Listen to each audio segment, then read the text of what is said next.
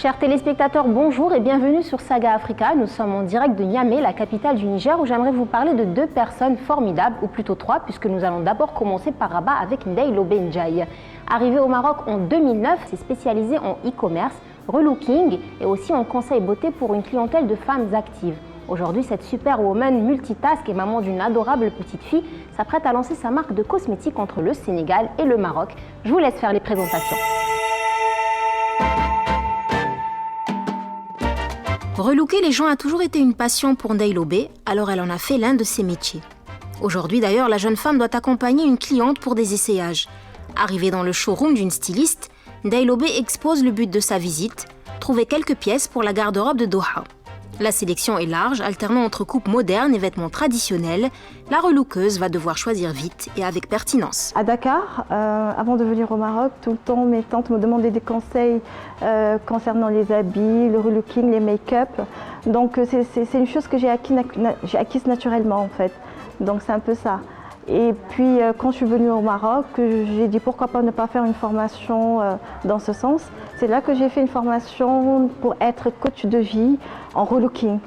Donc déjà sur ma page Facebook, je conseille les gens sur internet et dans la vie courante aussi.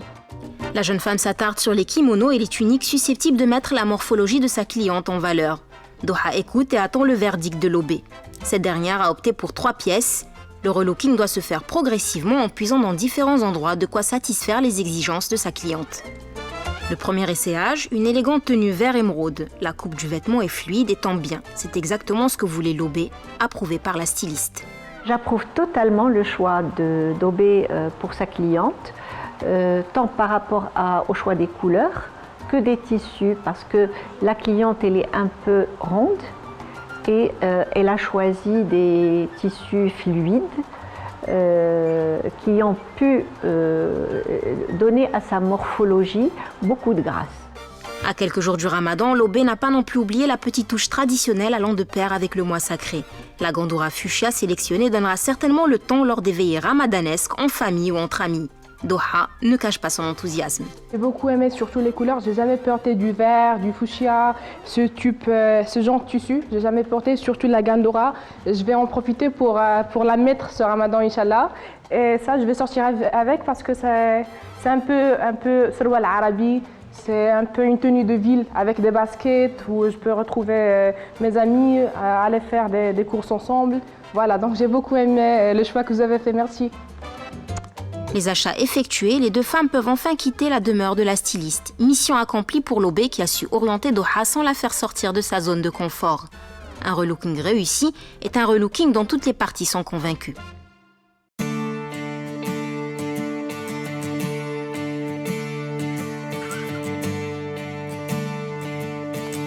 Sur le point de lancer sa marque de cosmétiques, Ndeye-Lobé est en pleine prospection sur Rabat. Il lui faut trouver le plus de points de vente possible, du spa à la petite boutique de quartier. C'est justement ce qui l'emmène chez Claudine, une amie à elle, propriétaire d'un magasin sur Haï Nahda.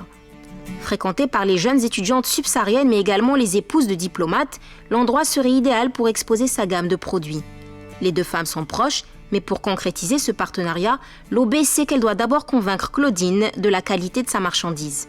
Alors voilà, donc je vais lui apporter un pack, une gamme qui aura du lait, du savon, des huiles et de la lotion. Donc comme il est très exigeante et je sais que si je ramène mes produits, ça va se vendre comme de petits pains. Donc voilà, c'est ce qu'on a conclu.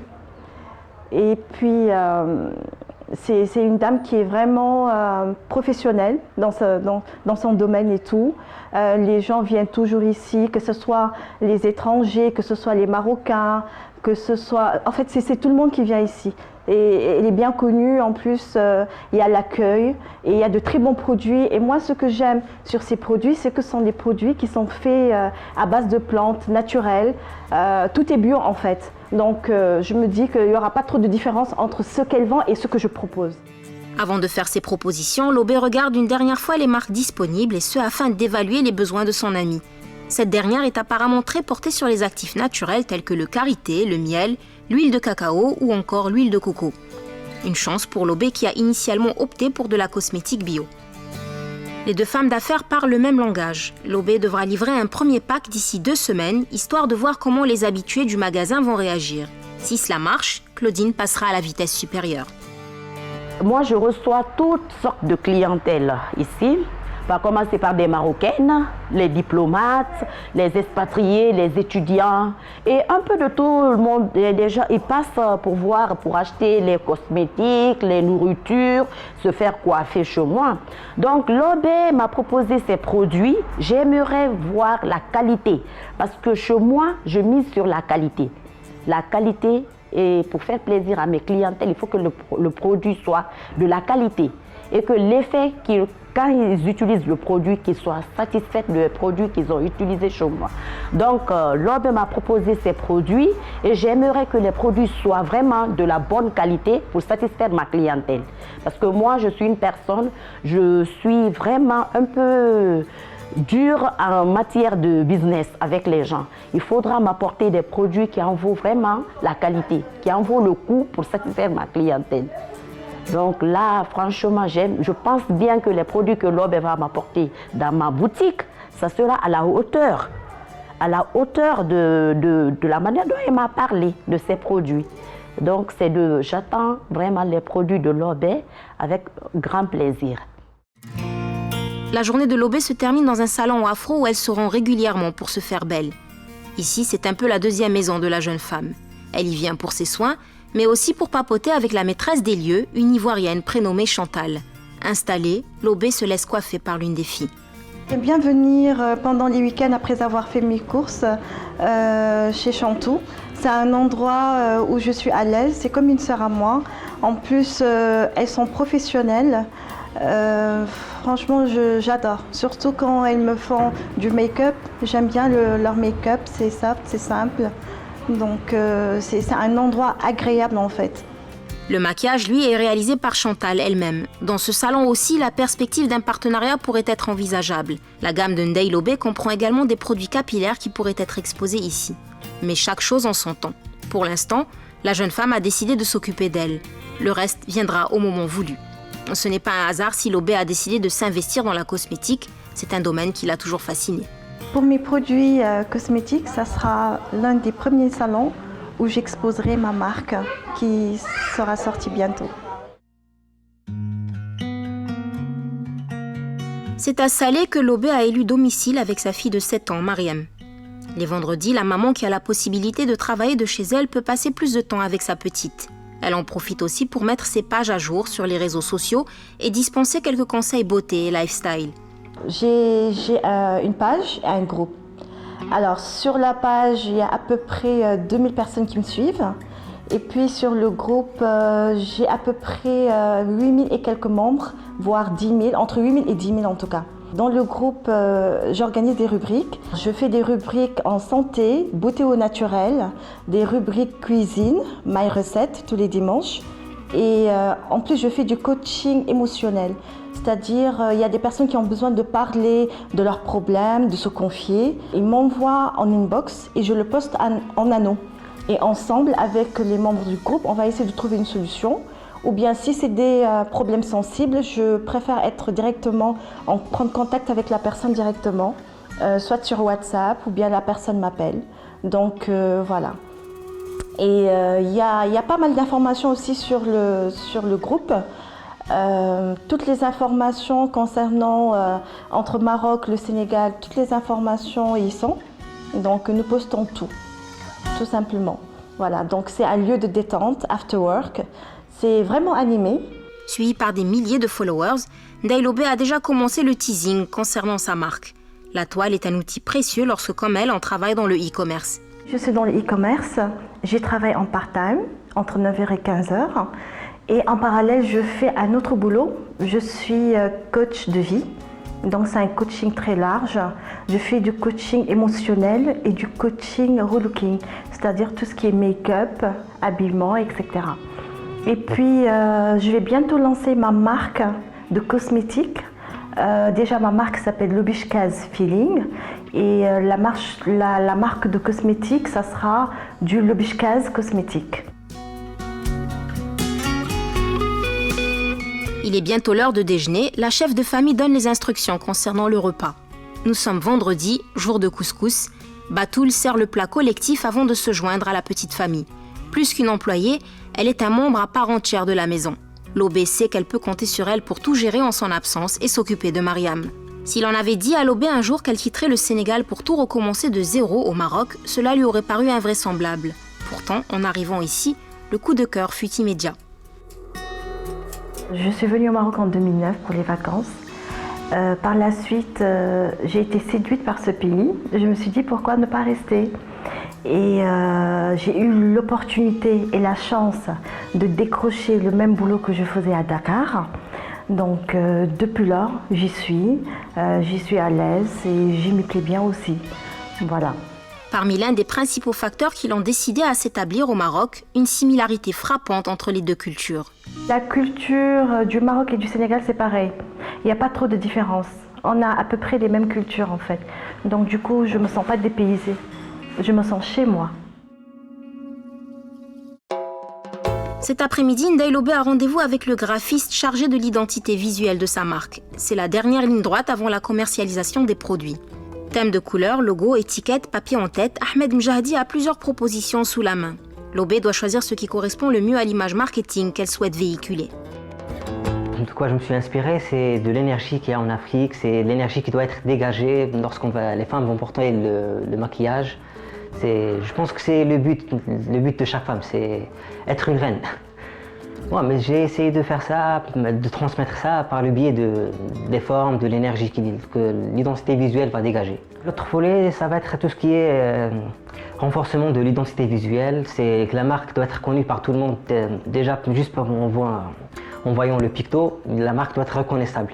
Ça doit être le rêve de chaque femme, avoir cette marque. Dans le volet multimédia, il y aura des capsules vidéo. C'est là où elle pourra donner des conseils aux femmes, comment utiliser le maquillage, comment être plus belle, plus rayonnante.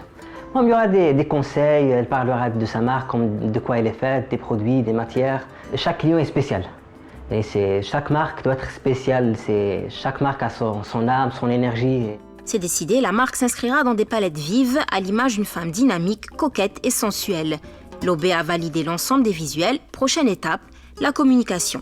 Depuis que j'ai commencé à travailler avec lui, franchement, je suis satisfaite. Il est rapide, fiable. En plus, il est très professionnel. C'est ce que j'aime chez lui. Donc là, je suis hyper motivée par rapport à la marque qui va bientôt sortir. Ça sera ce 30 mai. Je suis super contente. C'est un rêve qui va se réaliser. Donc ça me fait trop plaisir. Sur le point de réaliser son rêve, Ndeye Lobé Ndiaye se veut confiante pour la suite des événements. Ce projet, elle a pris le temps de le penser avant de le concrétiser entre ces deux pays, celui qui l'a vu naître et celui dans lequel elle s'est enfin trouvée. Après cet univers féminin, je vous propose de découvrir le parcours de Abderrahmane Boumoudjou. Abderrahmane Boumoudjou est directeur général de l'une des plus grandes entreprises de transport et de messagerie du Niger et de la sous-région ouest africaine. Lorsqu'il est arrivé ici, sa principale ambition était de mettre ses compétences au service de son entreprise et d'en développer tous les secteurs d'activité. Notre homme qui bouclera 9 ans en juin prochain dans son pays d'accueil a non seulement atteint bon nombre de ses objectifs, mais a également développé une aile sociale au sein de son entreprise. Je vous laisse regarder.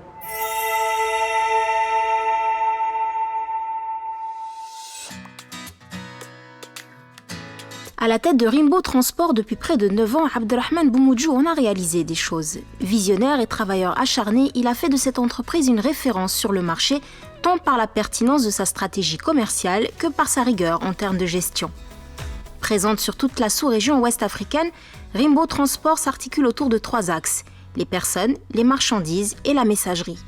La tâche est conséquente, sensible même, mais le DG l'a endossé, comme tout le reste d'ailleurs. Le département de contrôle, j'ai dit tout de suite que c'est un département qui est très important. Dans la confrontation, comme le contrôle se retrouve au siège de la société et qu'on a presque une trentaine d'agences à l'intérieur du Niger à travers tout le territoire et une quinzaine d'agences à l'extérieur du Niger, donc obligé à ce qu'on rapatrie toutes les situations, que ce soit pour les ventes, que ce soit pour les dépenses de la société, on les rapatrie au niveau du siège pour confronter. Et d'ailleurs, notre vente de la billetterie que ce soit pour les billets voyageurs et pour les envois de la messagerie, tout se fait à la base d'une plateforme informatisée. Et de temps en temps, on se retrouve avec des contraintes d'une connexion qui n'est pas stable, une connexion Internet qui n'est pas stable, comme notre système il est sur le web, et parfois des coupures d'électricité dans certaines villes. Et c'est donc la contrainte qui s'oppose de temps en temps. Et nos agences à l'intérieur, que ce soit à l'intérieur ou bien à l'extérieur, sont obligées de faire une partie du travail manuel. La mission de Abdelrahman est de superviser l'ensemble des départements de l'entreprise. En chiffres, cela donne 10 filiales réparties sur 10 pays, 700 employés et une flotte de 120 bus. Et pour que tout cela fonctionne de manière optimale, il faut être bon leader, bon financier, bon diplomate, mais surtout aimer ça. Comme vous voyez que les villes au Niger, elles sont lointaines d'une ville à une autre, la moindre distance est de 400 à 500 km. Donc la ville la plus lointaine, elle peut atteindre jusqu'à 1200, 1500 km. Donc le transport il est très important pour le désenclavement du pays et que ce soit pour les voyageurs particuliers, que ce soit pour les commerçants, que ce soit pour la liaison entre les administrations publiques et que ce soit aussi pour les étudiants. C'est très important à ce que tout le monde prend le transport routier, notamment les compagnies de transport voyageurs. Le transport routier est une activité capitale dans la région, surtout pour les commerçants qui préfèrent recourir aux bus et aux trains pour se déplacer dans les pays voisins.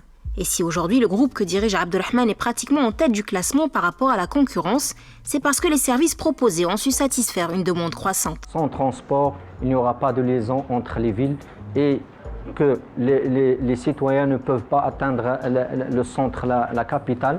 Le transport est très important pour les commerçants, et pour les étudiants, pour les particuliers, pour les familles qui se visitent de temps en temps entre eux. C'est-à-dire sans transport, le Niger ne peut pas bouger. Il sent chaque jour quelques 1500 personnes à recourir aux prestations proposées. Déplacements, envoi de colis ou de courrier, les départements sous la responsabilité de Abdelrahman fonctionnent 7 jours sur 7, 24 heures sur 24. Le client peut même décider de poster une lettre à 2 heures du matin si le cœur lui en dit. Le service est continu.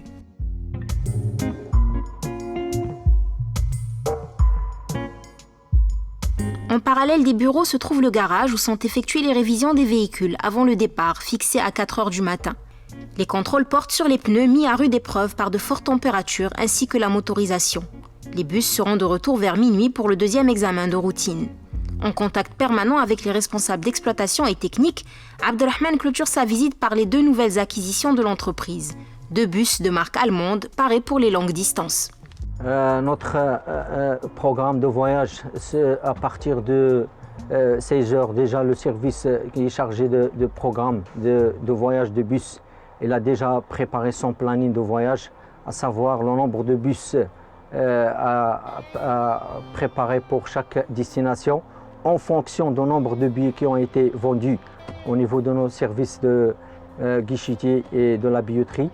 Donc en fonction de l'effectif qui a été arrêté vers 16 heures, entre 16h et 18h, on commence à programmer les bus sur toutes les destinations. Donc la convocation à notre clientèle, aux passagers, se fait toujours à partir de 3 heures du matin. Et l'embarquement se fait à 4 heures, puis le départ se fait entre 5 heures et 6 heures. Et vu que les autorités nous exigent à ne pas quitter les barrières de la ville jusqu'à 6h00, donc on est obligé à ce que de préparer d'ailleurs les voyages à partir de 3 heures et le départ définitif se fait à 6 heures du matin dans toutes les barrières de la ville. Et pour un peu répondre aux exigences de sécurité et pour mettre nos passagers dans les conditions et les acheminer sans aucun souci. Voilà, donc il y a des voyages qui prennent 4 heures de temps, il y a des voyages qui prennent jusqu'à 12 heures de temps. Il y a des voyages qui se font à 6 heures du matin à partir de Niamey pour arriver le lendemain à 18 heures dans les autres pays de la limitrophe. Ce type d'investissement est de première importance au regard de certaines routes. L'entreprise veille à renflouer sa flotte régulièrement pour pallier la demande et assurer la sécurité des passagers. On est à l'intérieur de nos bus qui fait partie d'une acquisition d'un lot de 25 bus pour l'année 2018 et que l'acquisition de l'année 2019 c'est en cours. L'arrivage sera en juillet.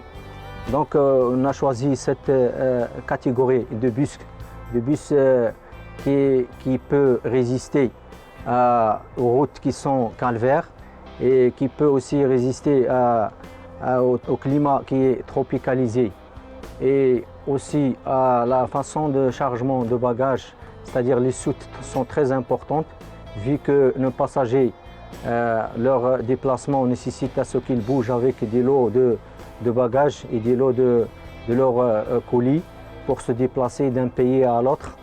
Donc le bus, c'est un bus robuste, il résiste à toutes ces contraintes. Et voilà, donc notre investissement de bus varie entre 1 milliard et 1,5 milliard par an. Et on est obligé à chaque fois de renouveler notre flotte de bus vu que l'état de route il est très difficile à maîtriser et que la réparation nous coûte très cher. Et les bus, quand ils font 2 ans à 3 ans, ils deviennent tout de suite obsolètes, vu des conditions qui sont très difficiles en cours de route. Et on est obligé toujours à chaque fois de nous renouveler notre flotte pour qu'on puisse être performant et être concurrentiel sur le marché du transport voyageurs. Porté sur le social, Abdelrahman a tenu à développer un projet en ce sens. Après avoir sérieusement étudié la question, son choix s'est porté en 2010 sur Cure, une ONG américaine spécialisée dans la chirurgie pour les enfants. Le DG a souhaité contribuer à la démarche en fournissant des transports gratuits aux patients du centre, résidant dans les zones enclavées.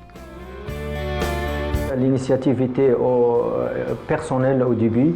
Après, je l'ai exposé à notre conseil d'administration. Ils n'ont pas hésité de valider ce partenariat. Et c'est parti depuis lors, je pense en 2010, le partenariat a commencé. On a transporté les patients à l'intérieur du Niger, dans toutes les villes lointaines, que ce soit au niveau de Arlit, au niveau de Difa, Agadez, Konni et partout dans le territoire nigérien. Il y a d'autres patients aussi qu'on a transportés d'autres pays de la sous-région. Pour des familles à faible revenu, le prix d'un voyage peut vite devenir un facteur décourageant, et ce même si les soins médicaux ne sont pas payants. En acheminant les gens gratuitement vers le centre, le service bénévole mis en place par Abdelrahman facilite la prise en charge des enfants et rend possible leur guérison. Il y a des cas que je rencontre personnellement sur la rue, dans des carrefours. Quand je m'arrête avec mon véhicule personnel, je vois que des cas qui nécessitent, ça veut dire une intervention pour qu'un enfant que tu vois par exemple sur la rue, il a des difficultés de se mettre debout. Et je sais qu'il y a l'occasion de le traiter avant qu'il atteigne un certain âge et il devrait être traité et peut dépasser cette difficulté. Je n'hésite pas à ce que j'appelle ou je prends des photos, je les envoie par mail au niveau de Cure qui me répondent tout de suite et me donnent un rendez-vous à ce qu'on doit chercher le cas pour le mettre à leur disposition pour commencer ces premières visites, ces premières consultations et par la suite préparer une intervention éventuelle. Attendu par le directeur de l'ONG et ses 2 auxiliaires, Abdelrahman est là pour s'enquérir des nouveaux besoins logistiques du centre. Nous avons les moyens de soigner les enfants qui se présentent à nous, mais encore faut-il qu'ils viennent. Les opérations chirurgicales sont certes gratuites, mais s'ils n'ont pas la possibilité de parvenir jusqu'à nous, c'est peine perdue. Voilà pourquoi ce partenariat avec Rimbo est crucial. Nous nous entraidons pour le bien des plus démunis. Chirurgie réparatrice ou orthopédique, traitement des brûlures graves et des malformations labiales. Ici, les interventions se succèdent pour remettre sur pied des enfants issus de milieux défavorisés. Ils sont ensuite logés dans le centre avec leurs parents le temps de leur convalescence. Présentées au DG de Rimbo, des mères de famille ne cachent pas leur reconnaissance envers celui grâce à qui elles ont pu faire le voyage jusqu'ici. Merci infiniment. Grâce à vos bus, J'ai pu ramener mes enfants gratuitement de mon village jusqu'au centre pour les soigner. Merci à tous ceux qui ont rendu cela possible. Que Dieu vous le rende au centuple.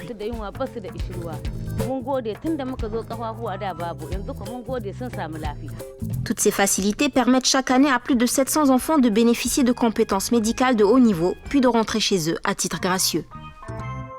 Ce soir, Abdelrahman a rendez-vous avec un ami de longue date. Les deux hommes qui se connaissent depuis le Maroc ont atterri au Niger à quelques années d'intervalle. Depuis, il ne se passe pas une semaine sans qu'ils ne se retrouvent pour un repas ou un café. موسى هذا صديق ديالي منذ مدة طويلة أكثر من 10 سنين. كنا تلاقينا في أكادير في لا ريجيون دأكادير. خدمنا اونسومبل، خدمنا الحمد لله الأمور كانت مزيانة، علاقة جيدة. وسبق هو يعني الأول اللي دخل النيجر، ومن بعد يعني المدة فاش استقر بالنيجر كان يعني اقترح علي انه نلتحق به في العمل. وبعد يعني سنتين التحقت بالسي موسى وقدم لي مساعده كبيره باش نستقر انا كذلك، وساعدني من جميع الجوانب الى ان يعني تكيفت مع الاجواء في النيجر، لا في الجانب المهني ولا حتى في الجانب الشخصي والعائلي. دائما من نكمل يعني من العمل ديالي كنحاول نلتحق بموسى، نجلس معاه شي شويه ونضحك معاه، ويعني انسان كيحاول يفرغ منك يعني الضغط العملي اليومي، كيحاول يبعد منك بزاف ديال يعني الضغوطات اليوميه اللي كنلقاها، والحمد لله كنلقى الراحه ديالي معاه. ونهار يعني ما كنتلاقاش كنحس بانه كاينه شي حاجه ناقصاني. Après avoir travaillé dans le même domaine que Abdelrahman, Moussa s'est reconverti dans l'agroalimentaire et tient également un salon de thé très apprécié de la communauté marocaine. Lui aussi a trouvé sa vocation dans la capitale nigérienne. أول مرة جيت النيجر خدمت كديريكتور تكنيك مع شركة ديال الترانسبور كانت سميتها ريمبو. تقريبا خدمت فيها تقريبا شي 10 سنين، شي 10 ans. الحمد لله من بعد شفنا الحمد لله ان بديت شويه الكوميرس، شفت الحمد لله فيه نتيجه شويه احسن يعني من العمل يعني هذا اسمه، ودرت الحمد لله المشروع ديالي. يعني اصلا كندخلوا حنا كمعروفين يعني هنا بالفروي ولا ليغوم يعني ديسير، وميم طون عندنا الحمد لله كونطرات يعني مع شركات اخرين يعني دي برودوي اللي كندخلوا اخرين. دابا الحمد لله تمرش بيان. السبت للسبت كنجتمعوا كنديروا عشاء غادي من السبت للسبت ضروري، ابار كاع النهارات الاخرين كنتلاقاو وكنتقهواو مثلا ولا كنتعشاو، ولكن هذه كاينه فيكس يعني ديال العشاء ديال السبت هذا كنجلسوا كنتعشاو كاملين مجموعين كنضحكوا توصل وقيته وكل كيمشي يرتاح. La soirée n'est pas encore terminée pour Abdelrahman qui doit à présent se livrer à ce qu'il appelle un contrôle surprise. Chaque soir, il se rend dans l'une ou l'autre des agences de transport du groupe pour vérifier que tout est conforme aux procédures et que les employés sont à leur poste. Voilà, comme d'habitude, chaque minuit ou bien avant, à 23h, on fait un tour de contrôle dans les agences pour un peu voir comment ça se passe au niveau des agents qui sont en permanent. Est-ce qu'ils sont présents? Est-ce qu'ils s'occupent de la clientèle? Est-ce que tout est en règle pour se préparer à un départ à 4h du matin? Donc ici, voilà, on est dans une agence appelée agence de plateau. Déjà, le bus qui va faire le départ, ou bien les deux bus qui vont faire le départ demain, ils sont sur place. Et je pense que dans 1 heure de temps, le chargement va commencer pour le bagage des clients. Et l'embarquement se fait toujours à 4h du matin pour faire un départ à 5h et 5h30. La gare routière est pleine de monde. Les gens sont installés à même le sol en attendant le départ. Quelques-uns dorment ou discutent entre eux pendant que les agents rangent les bagages des derniers arrivants. Rien à signaler ce soir. Le bus devrait démarrer à l'heure. La révision du véhicule a été faite.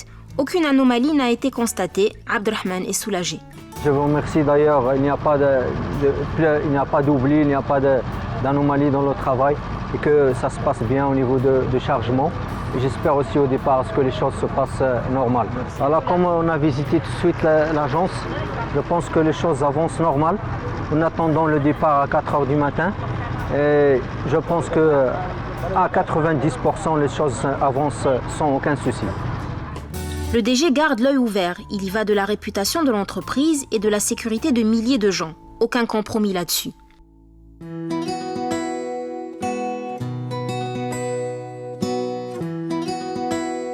À 2 heures de route de Niamey se trouve Zagoré, une réserve naturelle dédiée aux girafes Peralta. Cette espèce en danger a fait l'objet de mesures visant à empêcher son extinction.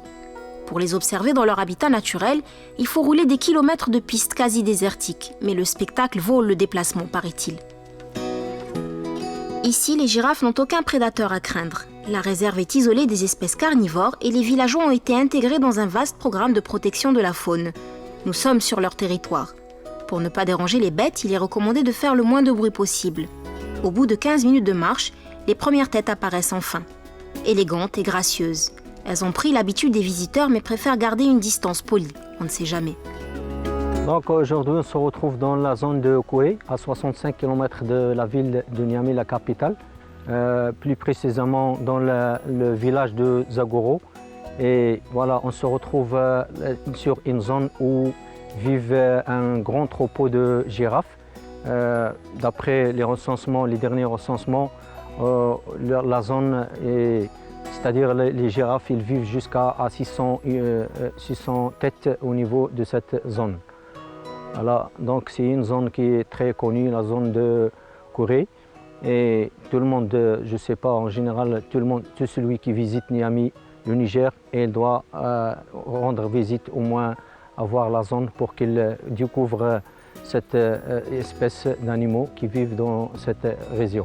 Pour moi, c'est la deuxième fois que je viens à côté des girafes. Ça me plaît à chaque fois de passer dans cette zone et prendre information sur ces animaux, comment ils vivent, comment ils évoluent, comment tout le monde s'occupe de ces animaux. Ça me dit des animaux qui ils n'ont pas de problème. On s'approche un peu, ils s'arrêtent quand ils se sentent que tu es un peu près, donc ils bougent. C'est pour un peu se protéger. Un calme olympien règne dans la réserve. Ici aussi, la semaine semble toucher à sa fin. Après le dur labeur, retour à la nature et à ses joies simples. Ce moment de déconnexion, Abdelrahman l'a bien mérité, loin de la ville, du bruit et des journées marathons.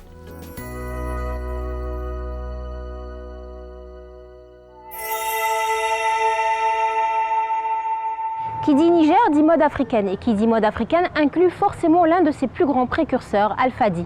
Styliste internationalement connu, ambassadeur de la culture nigérienne, Alfadi cumule les succès depuis ses débuts dans le monde de la haute couture. Ses coupes ethniques chic lui ont valu d'habiller les personnes les plus influentes du continent et de recevoir de nombreuses distinctions. Il nous a accueillis chez lui pour un circuit express au cœur de Niamey. Suivons-le. Nichée dans une discrète ruelle de Niamey, la première boutique d'Alfadi a une valeur sentimentale pour lui. Il a beau disposer aujourd'hui de plusieurs showrooms et ateliers de par le monde, celle-ci reste le point d'ancrage du styliste, son home, là où tout a commencé. Oh, bonjour, très heureux de vous avoir au Niger, je suis très content de vous avoir ici.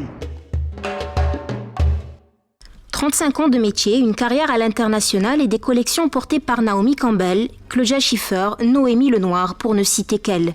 Le précurseur de la mode africaine est devenu une institution dans son pays et surtout le designer qui s'exporte le mieux. Ces showrooms existent depuis bientôt 31 d'années. Voilà, pour montrer la dimension de la création, la dimension de l'image. Je suis président de la Fédération des créateurs africains depuis 1994. Donc on a quelques talents africains et les créateurs qui ont créé la Fédération des créateurs africains. Vêtements, sacs, bijoux, produits cosmétiques, Alfadi a laissé parler sa créativité au nom d'une mode continentale, puisant ses inspirations dans sa culture et celle des pays voisins, notamment le Maroc pour tout ce qui touche au cuir, avec des peaux directement rapportées des tanneries de Fès. Ma particularité, c'est que je travaille avec des matières premières panafricaines. Du Maroc avec le cuir, nous travaillons avec la bagagerie. Le cuir tanné vient du Maroc, le travail se fait au Niger.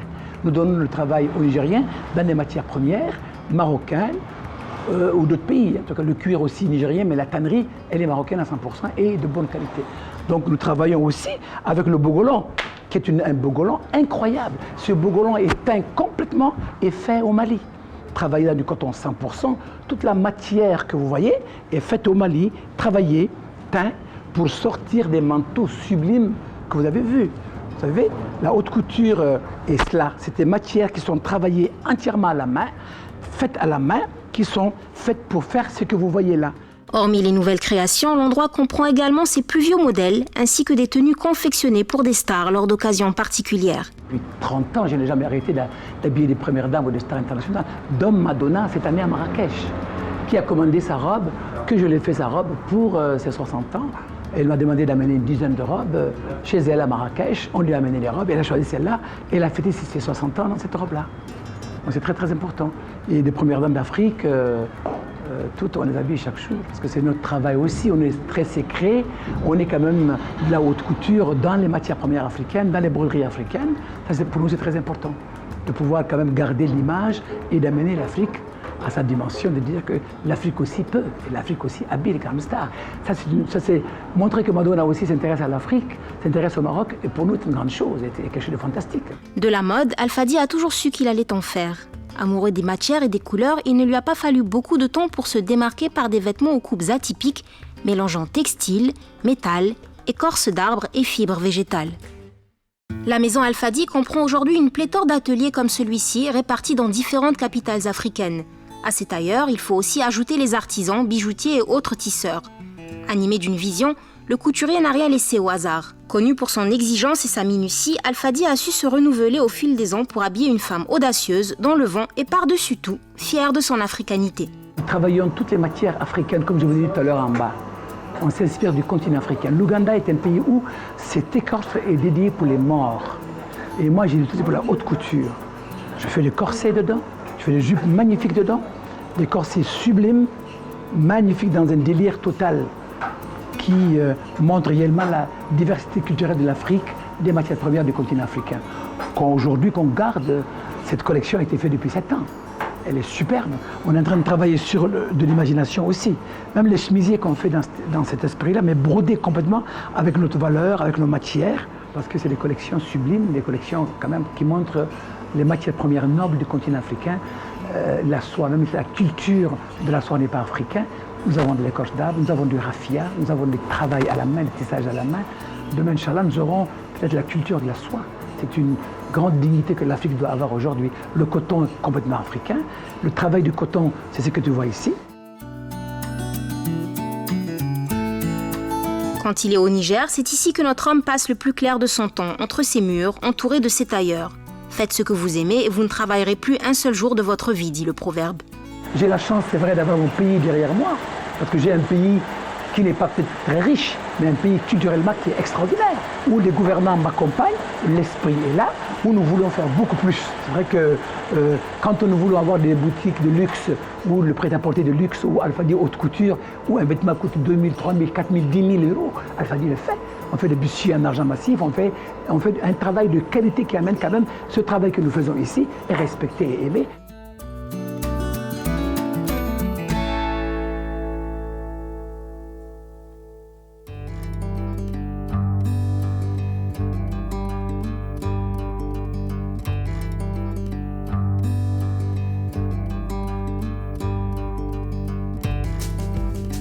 Parmi les accessoires clés ayant contribué à la renommée du styliste se trouvent les fameux corsets en argent montés sur des robes de soirée. Un tour de force qui mobilise son équipe de bijoutiers durant des mois. Bachar en fait partie. L'homme collabore avec la maison Alfadi depuis son adolescence. Ce jeune homme s'appelle Bachar. C'est mon bijoutier que j'ai vu naître pratiquement. J'ai travaillé pendant plus de 30 ans avec son père, qui a été un bijoutier extraordinaire, un papa pour moi, qui me faisait mes bijoux, mes corsets, après son grand frère et après lui. Maintenant, je le prends comme mon fils, mais c'est un de mes artisans préférés dans le domaine de la bijouterie du Niger. Parce qu'au Niger, vous savez, on est quand même professionnel, on est quand même très engagé dans le bijou, argenterie, or, nickel. Donc, je suis venu voir l'état d'avancement d'un corset, de mes bustiers que je vais présenter dans ma collection de juillet prochain, et de mes bijoux aussi que je vends à travers le monde. Comme son père avant lui, Bachar a appris à réaliser les parures prisées par le styliste. Ici, on travaille sans relâche. Aidé de 2 partenaires, le bijoutier s'est vu commander un nouveau bustier en argent. Sa réalisation va prendre plusieurs semaines. Première étape, faire fondre le plan qui va servir à dessiner la pièce maîtresse. Dehors, Bachar procède à l'opération aidé de son assistant. Ayant pris sa forme liquide au bout de quelques minutes, le plan est versé dans un trou avant d'être recouvert de sable. Le métal refroidi formera une plaque qui sera affinée à coups de marteau. Il en faudra une bonne dizaine pour former l'ossature du bustier avant de le recouvrir d'argent massif. L'argent est un métal flexible qui peut être porté, qui peut être amovible, qui est magnifique, qui est très souple, que nous avons absolument donné cette dimension comme un bijou qu'on porte. Mais nous, on le met en corset, on le met en bustier et on fait la jupe ensemble. Mais la jupe est faite dans une matière souple, du coton, de la soie qui accompagne. Et ce corset est travaillé, comme vous avez vu tout à l'heure, de la manière dont il pique. C'est comme une broderie, mais c'est un travail de motifs que nous mettons sur cet argent, ou nickel, ou même du bronze, ou même du cuivre d'ailleurs qu'on peut travailler comme ça. Le styliste donne ses consignes sur les motifs et la finesse des plaques, images à l'appui. Si l'on compte les autres bijoux commandés, Bachar en a pour 2 mois avant de pouvoir livrer les accessoires de la prochaine collection. Ça, c'est ma matière de prédilection que je travaillais pendant des années. Ça, c'est un corset qui commence à être travaillé. On peut le mettre sur un corset, un tissu moulant dessus, ou on peut quand même le porter comme ça. Donc c'est un corset bijou qu'on peut porter dans des mariages, dans des grandes occasions. Il y a Alfadi, le créateur de mode, mais il y a aussi Alfadi, l'amateur de street food. Pour qui les connaît bien, les ruelles de Niamey sont une cuisine à ciel ouvert, offrant aux visiteurs une nuée de spécialités à manger sur le pouce. C'est le cas du klichi, une préparation à base de viande de bœuf très appréciée du styliste. Ce dernier a tenu à nous faire découvrir le quartier où est réalisé ce délice d'origine Haoussa.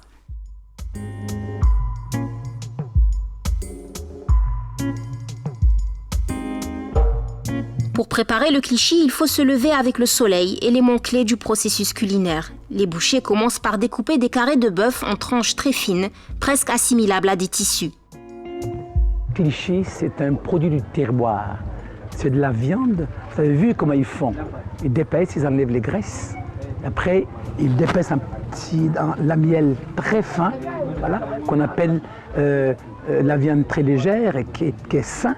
Voilà. C'est après qu'ils vont pouvoir l'amener sur le feu pour enlever la graisse pour que ce soit un produit très très sain. Donc le produit, c'est un produit que nous aimons tous de par le monde. Je crois que c'est 60 ans ou 90 ans. C'est un savoir-faire nigérien à 100% qu'on a trouvé avec nos grands-parents, avec nos parents, que nous adorons. Donc c'est pour ça que c'est un programme culinaire qui me plaît beaucoup, que même Alfadi, j'ai envie même de signer ce produit-là. On le mange sec, comme un biscuit. Un biscuit, vous ne le mettez pas dans du sauce pour manger un biscuit. La viande séchée, ça fond dans la bouche, tout simplement. On le mange pendant les apéritifs.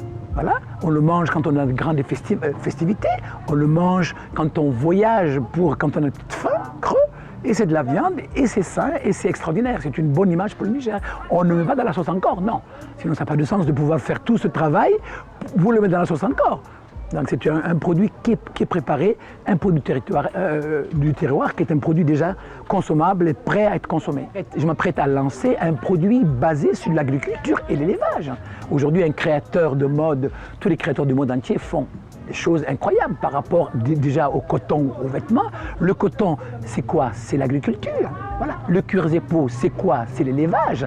On lance le cuir avec la maroquinerie Alfadi. Nous voulons aussi lancer la viande avec le klichi qui est un produit du terroir dans le café Alfadi. Dans le café Alfadi, on vient prendre un pot, discuter, prendre son café, mais le klichi peut être à côté, signé Alfadi. Lorsqu'ils ont fini de jouer de leur couteau, les hommes disposent la viande sur des tables en bois pour y être séchée. À 45 degrés à l'ombre, l'exposition est l'affaire d'une journée et demie tout au plus. La tâche accomplie, c'est à un autre groupe de prendre le relais pour assaisonner et griller la viande. Cette étape est censée débarrasser le klichi de ses graisses, ses bactéries et le rendre croustillant. Tu vois ça là? Ouais, goûtez. Je vais acheter un peu. Ouais, délicieux, c'est un produit du terroir. Magnifique, exportable, vendable, mangeable, consommable, qui amène le Niger très loin. C'est un produit nigérien à 1000%. Une manière de montrer que nous avons des savoir-faire ancestral, hein, qui amène le Niger très loin, qui donne une dignité à notre savoir-faire nigérien, l'agriculture, l'élevage, l'image d'un Niger émergent. Donc ce produit était nigérien consommé.